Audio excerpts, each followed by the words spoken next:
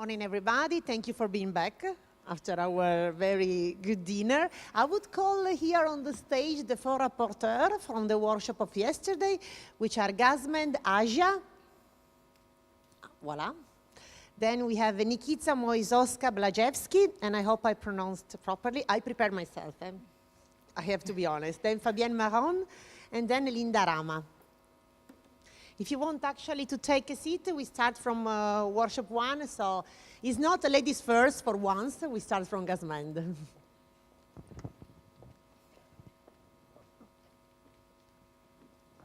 Okay, you will see now actually just one minute video of what happened yesterday. So you see some faces, some smiles, hopefully. People working together yesterday, and then we will have just 5 minutes reporting from each of the workshops, more actually content related. So enjoy this time.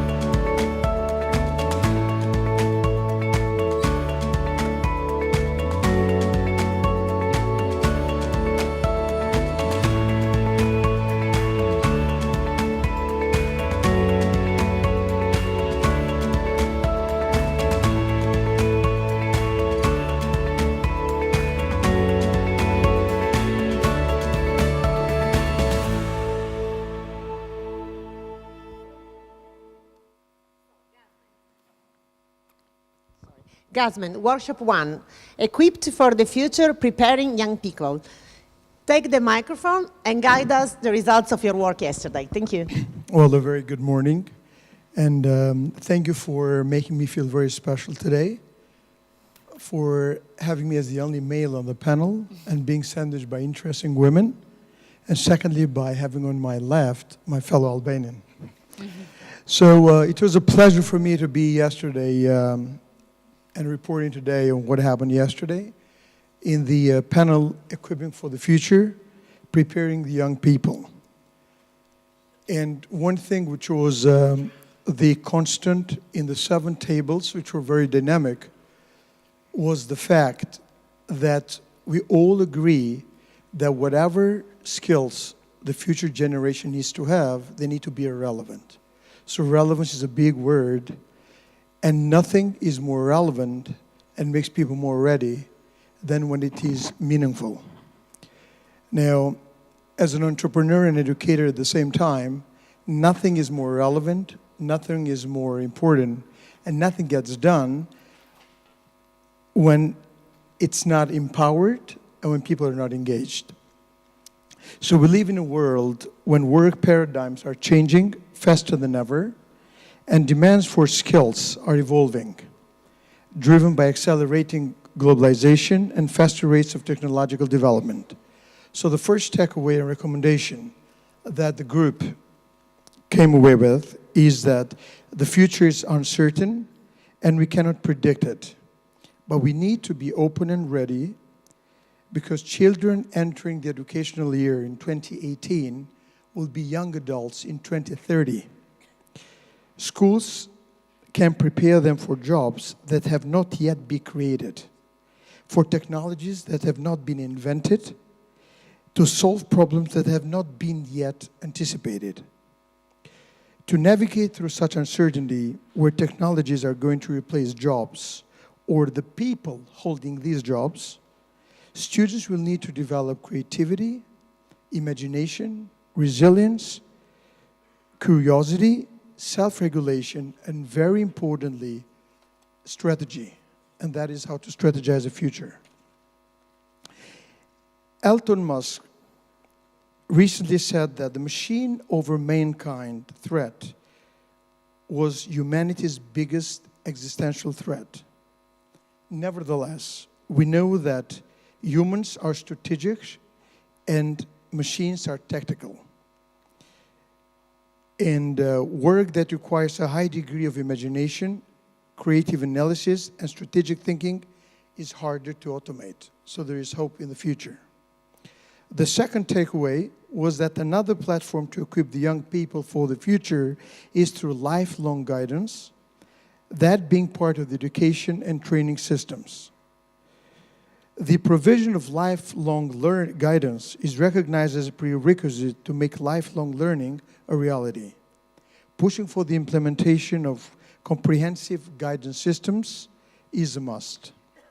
And the third takeaway and recommendation is that implementation of tools like social media, online guidance, mentoring groups, co-careering, peer exchange can support the young people for the future. We believe that these toolkits and strategies will help the young people to embrace the future, cope with failure and rejection, and move forward in the face of adversity, where their motivation is not only to get a good job and a high income, but to care about the well-being of themselves, families, friends, communities, and the bigger planet. Thank you. Wow, all of these in 4 minutes. Thanks a lot. So what I take from you is actually the future is tomorrow, but we have a long way ahead, and we need to be quick to adjust ourselves. Thanks a lot to workshop 1. So we move, I just call it 1, 2, 3, which is a bit depersonalized the work of people, but it's just for us to remember what we are talking about. So we move now to skills, needs, and cover, dealing with uncertainty. It will be Nikita, and first we see what happened yesterday during the afternoon.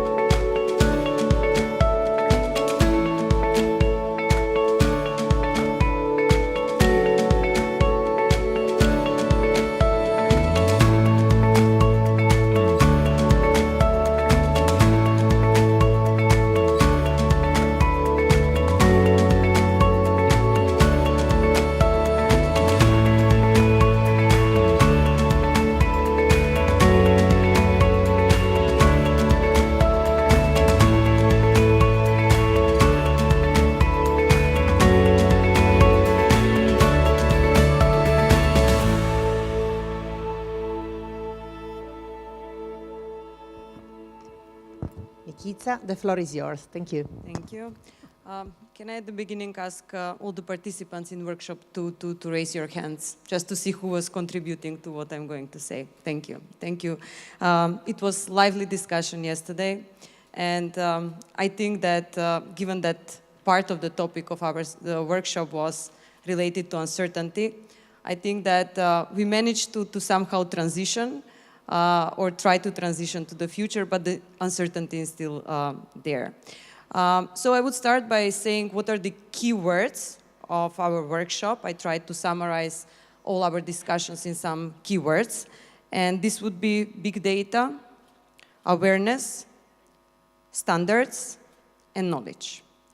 And let me explain now what we mean really by these 4 keywords. Yesterday, we divided our discussion into 4 groups based on the interests of the session and given the topic of the workshop. And I would try to summarize, and there are some bullet points here related to what was the discussion. First group was dealing with the question of how to anticipate trends and skills for emerging future occupations and skills using big data and also other new technologies. There was a mention also of blockchain. Let me say that what we discussed were actually some novel approaches, and we've seen 3 examples of use of novel approaches on how to, I would say, how to predict the future or the future of occupations and skills, and how we can use big data to do that. And these examples were really very powerful, very interesting, something that we should all pick up on. We were presented with examples from developing and developed countries. The use of data from search engines, online tools, social media, but also the powerful use of administrative data that we all have in our countries. And then we discussed that we can use this data not just to discuss or to predict future occupations or needs for occupations, but also specific skills within occupations, which we believe is very important, how to predict future skills and then how to feed this into the education systems. So we discussed that we can predict future skill needs by using trend analysis, historic trends, but also that we can predict the emerging occupations or new skills that we can feed in the future needs. Then the other group discussed like how to come to greater use of big data and all available information. And we mainly discussed that there is a need to raise awareness. And we would first say among policymakers, but I would say among everyone in the society and in international community. So raise awareness of how we can use big data in order to predict future needs or to make the future less uncertain. We actually talked about some challenges that we face, and these challenges are different among different ETF partner countries and even in developing countries, but I would mention some of these challenges. First is a lack of data. So in some countries, there are no available data or low quality data. But also there is an issue of access to data, especially to administrative data, how we can ensure that public institutions are open so that we make use of all the available data that they collect. Then there was an issue of data exchange. So even institutions do have data, there is a problem of exchanging this data between them. But we also think that one of the major challenges is the demand for data. So in developing countries and ETF partner countries, one of the major problems is that there is no demand for data, either by the public or by policymakers. So we need to kind of combine or join our forces to press for bigger demand for data and evidence-based policymakers. We discussed who should lead this, who should put this pressure. We would say that there need to be strong partnerships among all involved parties, everyone that is interested, and I'm happy that ETF is leading this way. But then we discussed, okay, there are available data. We do say that we should use this data more, but there has to be some standards and some taxonomy, common taxonomy and standards that we need to develop and implement everywhere. Like, let us try not to avoid misuse of data. It's very important. And we discussed the difference between having the information, or having actually the data first, then coming to information, meaning cleaning of data, understanding of data, and so on. And then from information to knowledge, how to interpret the data. So we have to really develop standards for each of these three steps in use of big data and available data. And then what we say is that certainly we need to combine data from different sources, so not rely on single source, and as I said, to partner in order to make greater use of data. We also discussed informality, or whether the use of big data can help, or it kind of limits the information or knowledge that we generate in countries with high informality.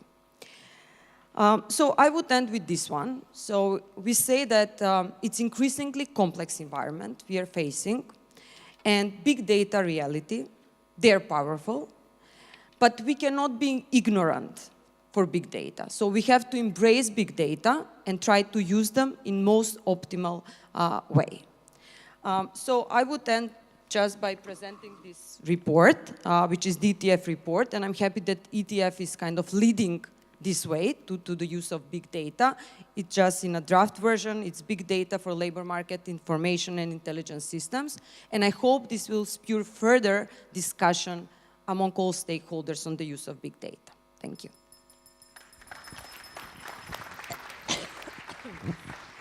Thanks a lot. You might have noticed I gave the power of the bell to Carmo, one of our bosses.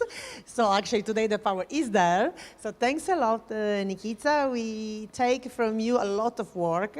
Data remains a challenge, actually, but still there are a precious source. But there are, I think, is more the final product I took from you is more the process.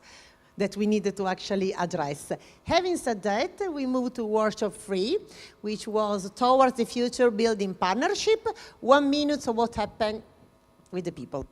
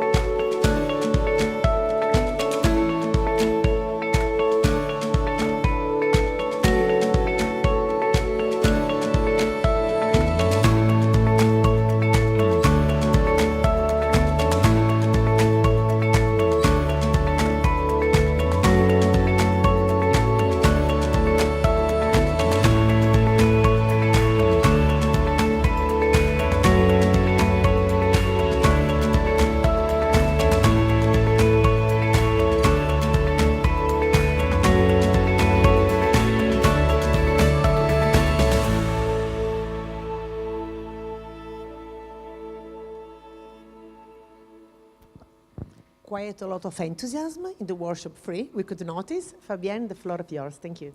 Thank you very much. And it's my pleasure to report that we had a really stimulating discussion during this workshop on partnership. 1 video on digital Serbia, 3 experience sharing, more than 20 questions about partnership, how to build a good and sustainable partnership, 7 key questions, and 3 main lessons. Thus, the main lesson is, first of all, building a partnership culture, because it's not evident. We need something important between the key partner, all the stakeholder of the interaction for that development is trust. Trust between partners, and it's very important to have a collective leadership. We have not individual leadership in this partnership. It's really important to develop a permanent dialogue on different things to make a partnership work. I mean that we need to identify the right partner, formal, informal, because there are informal partnership as well, with competent person. Sharing the same objective, and it's very essential to have this, the same value, the same vision, and having the capacity to work together, and also to have and to develop method and way of working together, taking time, and time is important for consensus on objective, on the need of our society for skills, and make it sustainable. Of course, the partnership will be legitimated for our society. We need to address key issue and key need of our society, detect by indicator of the need of our government for making our economy better for all. And it's important skill for all, for young people, of course, but also a partnership including everyone. All the actors, and it's important, formal, informal, traditional, non-traditional, all from government to civil society, all the stakeholders, and it's important to well identify them at local level, at national level, at regional level, because we have to develop this at all levels of governance with an equal role for each, and it's really important, and also all for having benefits of the partnerships. And it's a motto of ETF as well, benefits for all people. This partnership cannot be developed with a governance, I would say, context. We have to have smart partnership, share vision, sustainable, motivation, and motivation of all the partners, accountable and responsible with a sort of the legal framework for autonomy, relevant for our society and young generation, responsive to the need of the private sector and the public sector. We need time to establish.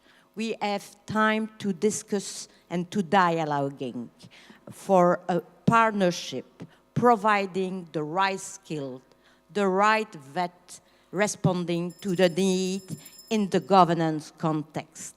And as a governance woman, I would say like this, I will insist governance matters. The context, the legal framework, the institutional arrangement, the culture, and also what we call technology, from local to global level. And we all have the Sustainable Development Goal in mind. Education, Sustainable Development Goal 4, for decent work with equality for all, and the partnership is the key, is the 17 objective, and ETF is tackling this objective as well. Thank you very much. Okay, merci beaucoup, Fabienne. You see that we have a very good promoters of ETF products. We didn't actually push them to do it, isn't it? Good, so they did it spontaneously. Not at all good, so governance remains a transversal issue. Actually, partnership is made by people. We really tried in this conference to talk about key topics, but also to talk about people, and this is really what it's about. So, we move last but not least, I have to read the title, I'm sorry, to workshop 4, which was Ready for an Unpredictable Future, Getting the Skills Mix Right. Wow, like Mission Impossible. We see 1 minute, it was a quite lively workshop, and then we pass the floor to Linda. Thank you.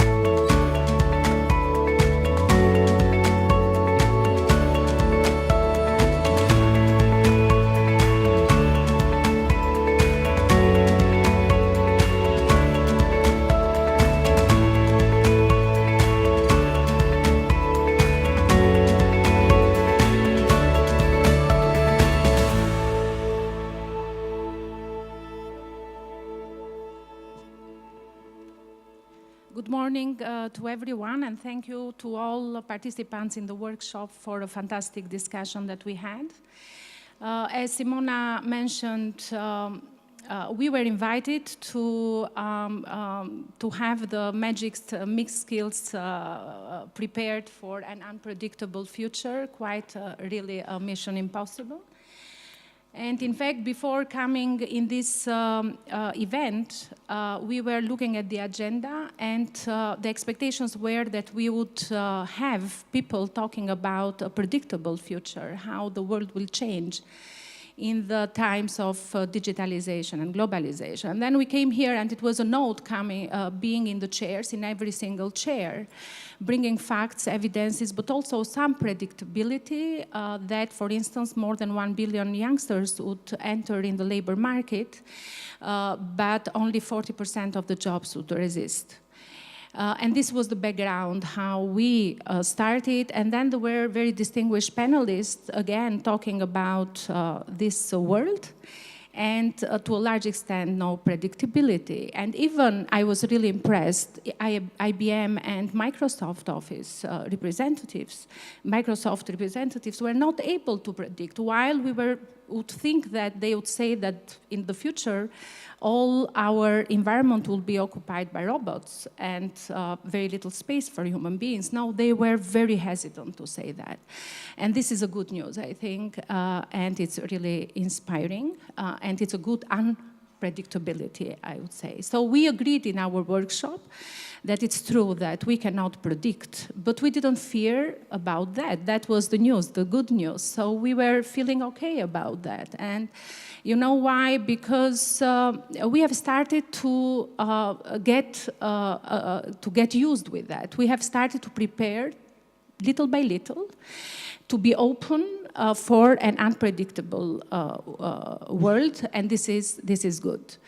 And again, linked with the panelists in the morning yesterday, we said that one key, let's say, skill we should have is flexibility.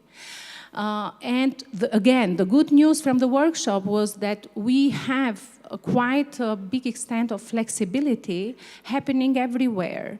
We had fantastic and very inspiring cases coming from different layers. For instance, national agencies, like the Dutch one and like the Portugal one, talking about how flexible they are in bringing new ideas and reforms in their systems, like, for instance, the double certificate in the Portugal case, or optional courses in the Dutch case, among other reforms they were talking about. And we had a representative of a big network of teachers talking about how this network of teachers was bringing together children and parents and teachers and schools and all these actors to bring collaboration and to bring discussion about the future. And then we had other representatives from the world of business, again talking about this, from Albania, how to bring youngsters with ideas closer through investments, through an innovation nest, and so many different ideas like that. And this is great, I think. And that's why this flexibility is there, and we need just to make use of that.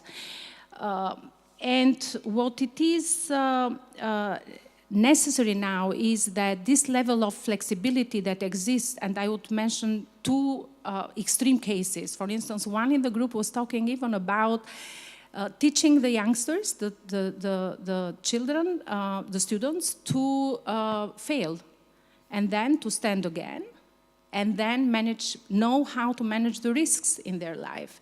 Or the EdTech and Think Company training in an Algerian case that was talking how to bring together skills and people with a minimum cost, and to provide it to a massive group of people. This bell is killing. Yes, and, it is. And one more minute. So whatever exists around, we need to permeate to the governments, in fact. Governments are a very important actor to bring together all this and to put in the policies and in the systems.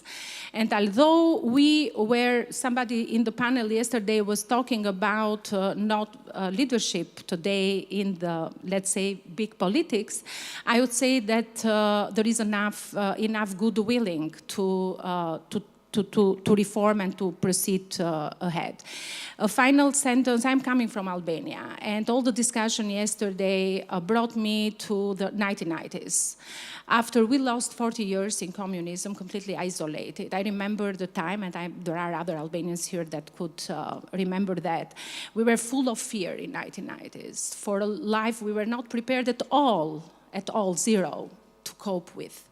And, people were very fast in adjusting, very fast and flexible to adopt and to go ahead really fast.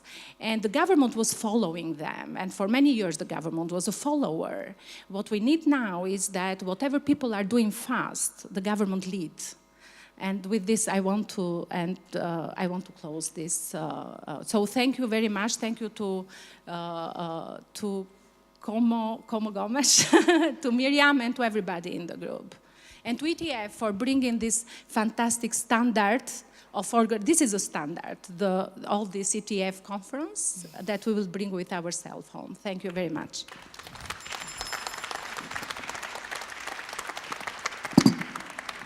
Allora, big fallimentarity shum to Linda.